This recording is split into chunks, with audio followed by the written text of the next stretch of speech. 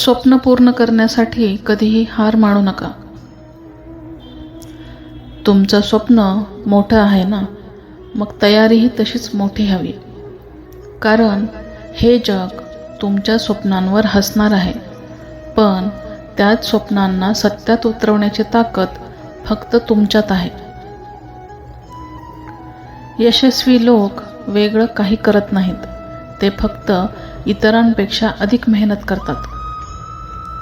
सकाळी लवकर उठून रात्रभर जागून अपयशाने खचून न जाता ते पुन्हा प्रयत्न करतात. कारण त्यांना माहीत असतं, अपयश ही फक्त पुढच्या यशाची पहिली पायरी असते. लोक काय म्हणतील याच विचारात किती जणांची स्वप्न अधुरी राहतात. पण लक्षात ठेवा, तुमच्या यशासाठी कोणीच तुमच्या जागी मेहनत करणार नाही. तुम्ही स्वतः उठले पाहिजे, लढले पाहिजे आणि स्वतःच्या स्वप्नांसाठी धडपडले पाहिजे. प्रयत्न कधीही वाया जात नाही.